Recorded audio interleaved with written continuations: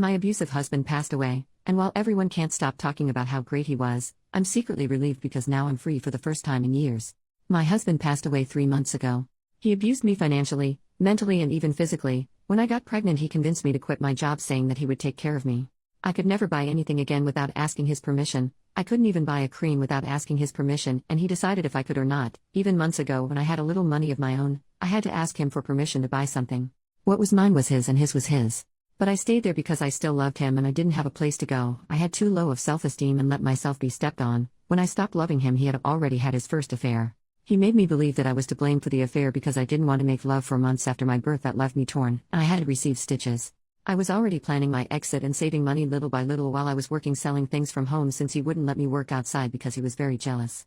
I wanted to pay for a lawyer. He was having another affair with a friend of his, which luckily kept him busier, and I didn't care anymore that he didn't pay attention to me. I wanted him to stay as far away as possible. I knew that man and he knew me. I could have made a big fuss, but I didn't. I kept quiet, planning my way out while he and that man slept together in secret. I only felt disgusted by my husband, nothing more. But my husband died in a way I never would have expected. He is now a martyr. When someone dies, all the sins of that person disappear.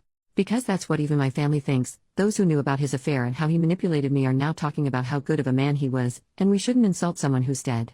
Everyone around me talks about how beautiful our relationship was. His family talks about what a great man he was and how he always focused on giving everything to me and our kid. His affair partner hugged me at the funeral, saying that my husband loved me. His friends told me what a great person he was. Everyone talks about how good he was and how he is now an angel in heaven. And I have to pretend to be sad. The day he died, I cried a lot, but not out of sadness. I cried with relief and I felt free. It would have taken me too many years to save to pay for lawyers with my little store without him realizing that I was keeping money in secret. He would have kept everything. He would have made my life hell, and I know it because he had told me so every time I stood up for myself. But now I have the house. I have everything. I have the monthly money for being a widow. I have my children totally with me. I have started with a psychologist. Everyone thinks that I do it to cope with my grief, but no, it is to overcome the abuse I suffered from him. It was really hard to pretend being sad in the funeral, but I did it for my child. I did it because now everything is over and I'm free. If I made a fuss, my ex-mother-in-law would have done something so that I wouldn't keep anything. They were just like him. But now I'm just a sad widow who needs help in their eyes, the silly widow who didn't know anything, but that's helping me to be free and have what I deserve. Edit, sorry for the bad English, I used the traductor for many parts. Also, we are not from an Islamic country and here same-sex couples can live and marry freely. He just cheated on me with a man like he cheated on me with a woman. I guess he was bisexual. Update 2 months later. It's been several weeks since I last posted, and I didn't expect my post to end up in other places. Honestly, I had totally forgotten that I posted here, but a few days ago the lover and friend of my ex-husband, I have started calling my deceased husband that way. I don't want him to be eternally tied to the idea that he is still my husband even after death. Death did me the favor of separating us, visited my house saying that he found my post. I didn't expect him to find this and it scared me a bit, but honestly there's nothing I can do about this anymore. I posted it to the internet and I guess that's my fault.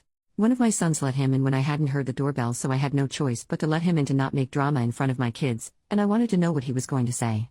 Once alone he told me that he knows that I know about him and my husband having an affair because of the post he found on TikTok. He told me that my husband was not the best husband, but he was a great friend to everyone and a very hardworking man to everyone, that even his family misses him too much, and even though he had his mistakes in the past, that I should let go of the past and stop digging into it because we're all better off like that. He was insisting for a while to such an extent that I felt intimidated by him to the point he reminded me of my husband, and it is the first time that I have that feeling with a man that is not my ex-husband. I can talk peacefully with them, but this situation made me feel on the verge of a panic attack because of his attitude. He's basically scared that I'll tell everything, that he's gay, and I don't know if he has a boyfriend, but maybe he does, and that's why he doesn't want me to say anything about their affair. I've been a submissive woman for years. My ex-husband turned me into a fearful woman that I wasn't before. He made me the kind of woman who was always going to put her head down, but when he died I felt so happy and liberated. I cried with relief for days. And when this man came into my house to tell me what to do, it was like seeing my ex-husband again, giving me instructions about how to behave and what to do. The man who knows very well that I was in an abusive relationship because he knew how my ex was and chose to sleep with him anyway. The man my husband made me cook for and then screwed him as if I were just a maid was at my house, telling me that my ex was a good person and that I should shut my mouth. He was telling me what to do and I just punched him in the face. To be honest, I wanted to slap him, but for some reason I felt so angry that I hit him, and it felt like hitting my husband as well. I don't regret it and I felt good. I yelled at him and told him to leave or I was going to tell everyone what happened. He ended up leaving the house and he has been quiet ever since that day. My main plan was just to shut my mouth and let go of the past, but that is one thing, and a totally different thing is that this man comes and wants to impose on me what to do as if I were a doll. Maybe my reaction wasn't the best, but I'm tired of people telling me to shut up.